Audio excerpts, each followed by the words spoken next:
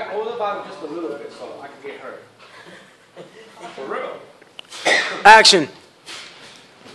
So Bob Arum says, right, that Rigondeaux is going to be hard to promote and that he's going to be hard to sell to the networks because of his style, because he moves around so much and he runs and all this shit, right? So basically what he's saying is that this guy can't draw. He's not a draw, right? Okay, but Tim Bradley, when he fought Ruslan Proviknikov, right? When he fought him, if you look at the Staples Center, that shit was empty. It was empty, son. And HBO, what they do is when they don't sell a fight, like with this empty arenas, they dim the lights, son. They dim the lights and you can still see the empty seats. So if you could do that shit for Tim Bradley, you mean to tell me that you can't fucking do it for Rigondeaux? Like Rigondeaux's Cuban, but everybody else, like Puerto Ricans will support him, right? Some Mexicans will support him. Other people will be like, yo, this guy's got good boxing skills. I'll tell you another thing too. Yo, Mayweather fans, they're gonna take a liking to Rigondeaux, right? So then you got African Americans liking Rigondeaux because of his slick boxing skills. And not only this too, you gotta look at this too. Rigondeaux, right? Even though he's Cuban, he's black, right? And Nonito's Filipino. So it feeds into that rivalry, that Mayweather versus Pacquiao rivalry. So a lot of Mayweather fans were backing Rigondeaux up because they wanted the Filipino to lose. So Bob Arum is full of shit. He's saying, you know, oh, and he says, oh, it was a close fight. Bullshit. It wasn't a fucking close fight. That shit was, yo. Listen, I thought that nigga lost every round. I give him one round because of the knockdown.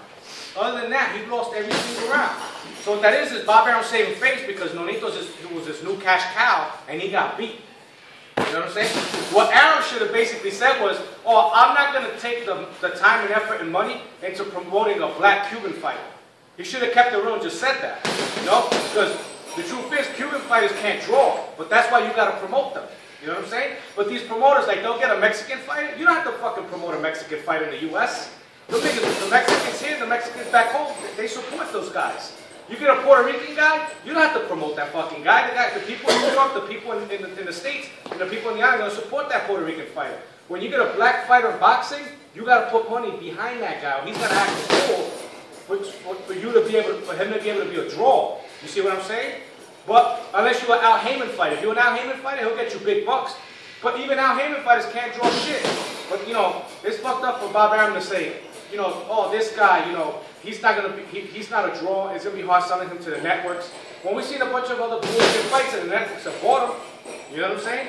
Or still, he could make him an undercard attraction. He could have him be in a co-main event. HBO will pick up a two fight co-main event and main event. Shit, they do it with Al Heyman fighters. You know what I'm saying? What was the fight that we saw at the Barclays Center? What fight was that when Keith Thurman fought that bum? Oh, Bernard Hopkins. When Hopkins fought Cloud, and the undercard was Keith Thurman, right? So those were two fights. So you can tell me that you can't at least make Rigondeaux a co-main? People tune in to see that. And what happens is, like Rigondeaux's a guy that's skilled. He doesn't sit there and he doesn't trade, right? He's not going to be like a telephone booth fight, right? But what happens is, it's like people hate, like on Floyd, right? But the shit is, when they see that level of skill, then they respect that. The same way Rigondeaux. They saw that high level of skill, they're going to tune in to see him because the motherfucker's a technician. That's my 2 cents. That's your 2 cents. What's up, Teach? It's got to be Abner Mares and Rigondeaux. That's it. That's it. How far his career's going to go at 122? He's got to move up in weight. He's going to have to move up. But even... But he's going to have trouble at 26 because the guys are longer and bigger. You see what I'm saying? Yeah. But I'll tell you right now, I'm a huge Abner Mares fan. But Abner Mares, Rigondeaux will pick that nigga apart, son.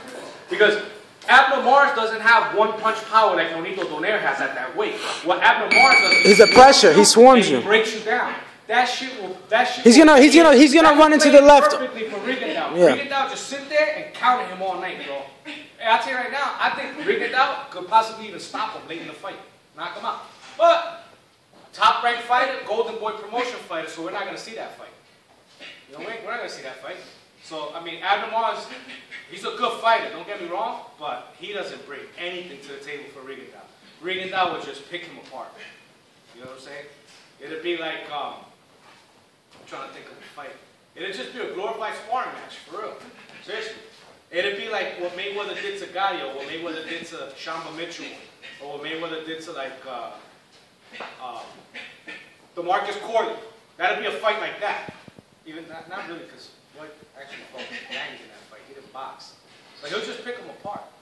You know? So what happens to Rigondeaux now? I don't fucking know. But this is a reason why I said last year, if you look at my blog videos, this is what's good why New Yorkers Gamboa left Bob Arum. You see what I'm saying? Because Arum wasn't doing shit for him. You know, he wasn't going to do anything much more. Arum was going to try to cash him up by giving him Brandon Rios. Yeah, I remember and that. What happened? They put another Cuban in this place. And it exposed him. And Richard Abril. What he do? He exposed Brandon Rios, and then he won that fight and still got robbed. So you think if Gamboa would have done the same thing, he would have got robbed. Too. Yeah, that was the setup. You know what I'm saying? But Floyd got it. Floyd Mayweather got it. I'm crazy about Gamboa myself. I'm not crazy about Gamboa. Yeah, Floyd Mayweather got in Gamboa's ear and told him, he told him, he says, listen, this guy, Arum is trying to cash you out. So just get away from him.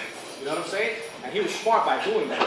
Now he's with 50 now. Even though he would have won, that shit would have been, it would have been bad. It would have been bad for Gamboa. And then Arum would have used that as leverage to say, well, you lost. I don't know what else you can do. And he would have offered him some bullshit extension on his contract and basically screwed him. Yeah. You know? So I was happy with Bob Arum because of the fights that he's been putting on. But then he does shit like this and it reminds you why he's the devil. You know, these promoters, like and Golden Boy, Richard Schaefer, and Oscar De La Hoya, they're no fucking better either, those scumbags.